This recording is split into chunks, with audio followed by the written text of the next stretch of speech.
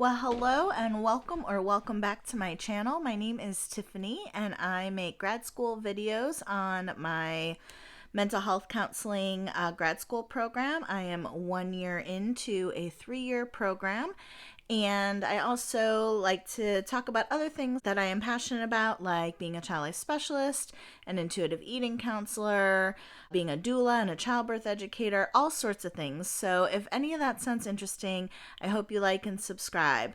But today is my kind of final wrap up for this quarter. I just wrapped up the 5th out of 12 quarters in my program, and I filmed parts of it these last couple weeks, and I was watching them back last night getting ready to edit the video, and my goodness, they were the most boring videos on the planet. So I scrapped most of it, and I just thought I would kind of do this sit down style and share with you how my quarter was this term. So first up is class summaries. My 2 classes this quarter were counseling children and adolescents and marriage and family therapies. My counseling with children class was great. It required a lot of group work. So luckily I had an awesome group. I loved them. We had like a small project in the beginning, a small group project, and a slightly bigger group project at the end. And then for at least 3 or 4 weeks in the middle, we met with our group, that same group of people, for half of the class time, half of the live sessions, doing counseling role plays. And so really got to know those people in my group, really enjoyed them. It was a great experience overall. I enjoyed that class. It was pretty low stress, easygoing, thumbs up. The other class was my marriage and family therapy class, and that one was definitely tough. It was really pouring yourself into everything. The 3 kind of main assignments in that class were picking a population or a topic in family therapy and kind of saying, what the current evidence is for family therapy with that population. So I chose working with families of transgender youth. I loved that paper. I learned a lot. It was great. The second assignment was huge. It was, I think, worth 35% of the grade. It was also a group paper, so I had a partner on it, and that was great. Somebody that I've had class with every quarter, who I consider a friend. Definitely was a great experience. But that was a case conceptualization based on a movie. We got to pick between 2 different movies, and then you applied family therapy concepts to the movie. That's something I've really appreciated about my program, is how commonly they will use like movies or TV shows to kind of illustrate and like part of the curriculum. So it's kind of fun because you're watching movies or TV shows that you might not have heard of. They're not like super mainstream, but they're like real produced shows that people watch. I have really enjoyed that part of the program. I think it's been a really fun way to learn about a lot of these concepts. Of course, with the caveat that some of those things are going to be played up and, kind of Hollywoodified, right? Hollywoodified, is that a word? I just made it a word. So if it's not, it is now in this video. That paper went great. We did really, really well on it. Final assignment, that was a doozy. So it was basically sharing all of your family history, putting it all out there, spilling all the tea, and it was very challenging. And then in addition to just like the emotional challenging nature of it, one of the family theories uses what's called a genogram, which is like a family tree, and it's supposed to be a really simple thing that only takes a few minutes. I'm not kidding when I made and remade that genogram so much. I'll put a video in here, a little time lapse, and maybe where I explain it a little bit too. I'm not kidding that it took me probably 8 hours to finally get the genogram to a place that I was happy with. So I'll give you a little bit of an idea on what a genogram is here. Just to protect everyone's privacy, there's a lot more that I need to add to this that won't be represented in the video, but this circle here is me, this is my husband, and our 4 children. And then going up here, this is my mom and dad, and my siblings, my husband's mom and dad, and his siblings. And then both my parents were only children, so they don't have any little squares next to them, and then their parents. And then my mother and father-in-law are right here. So that's my father-in-law and his brother, my mother-in-law and her sister, and then beyond that. And so there's a key for the different relationships that you'll draw to kind of signify whether it's a close or a hostile relationship, things like that. You put an X in the squares or circles or symbols of people that have died, and the age that they died, as well as some other information. But again, I'm going to kind of protect that privacy here. Here's kind of the key. So using that, and then it gives examples of a lot of different, not straightforward examples of families, which really who is straightforward. That is what I am working on now, which is a big part of this paper that I've been working on.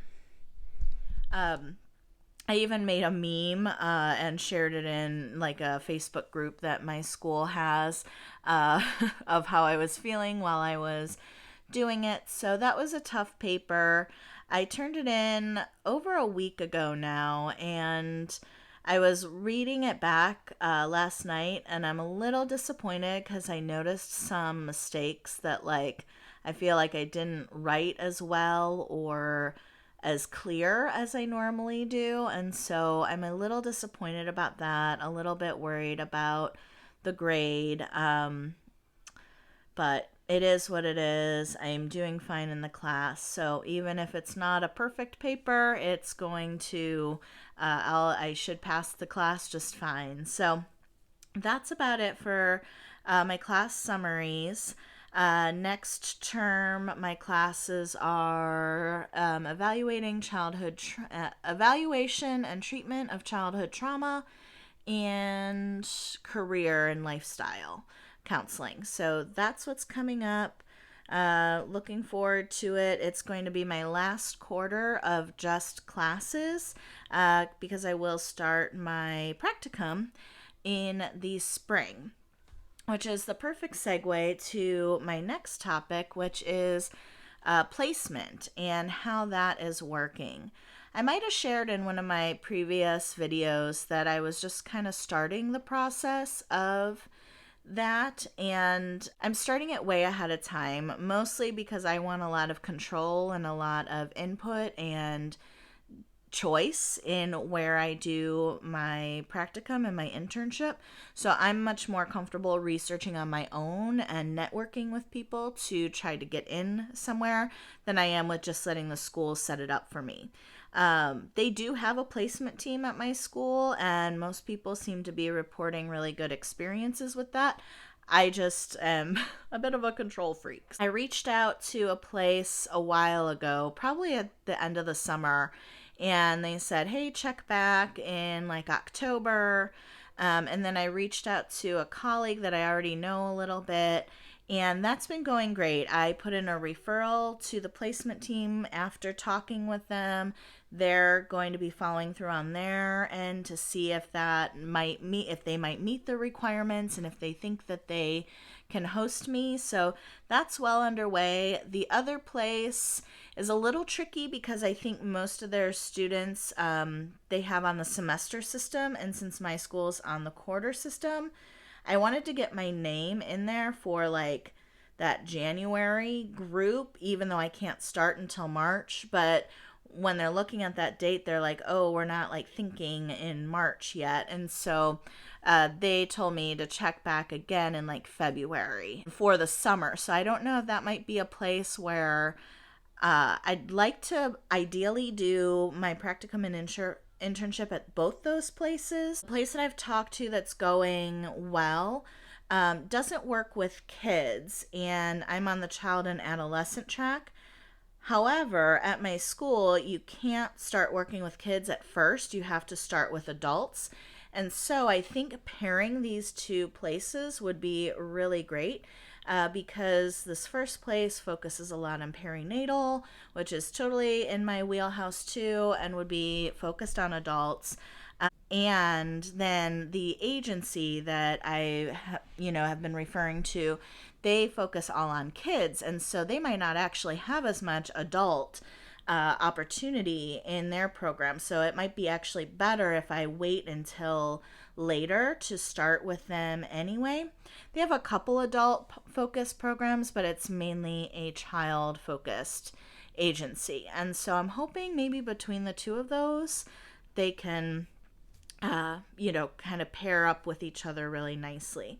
So that's the update. And I don't start till March. Right now it is Monday of, I don't know, the 19th or something. Thanksgiving's on Thursday, so it's Thanksgiving week, which is another perfect segue into my holiday break plans. So tomorrow I usually have classes, both my classes on Tuesdays back to back, and there's no class this week because of Thanksgiving. Next week is our last live session. However, I have done all of my projects, all of my presentations, all of my asynchronous work, reading, the works. It's all done, and the only thing I have left to do for this quarter is show up to class on Tuesday, and classes don't start back until the new year. So I've got a nice long break coming up. I'm really excited about that, and I've already been kind of in break mode since I've already been done. So things that I'm trying to do for my holiday is declutter the house. Maybe not the whole house, but parts of it. We really want to get a lot of stuff out of the basement. I've actually gone through large portions of the basement, but never gotten the donations and the junk and the trash out. And so now I have to kind of do it all over again, which is super annoying.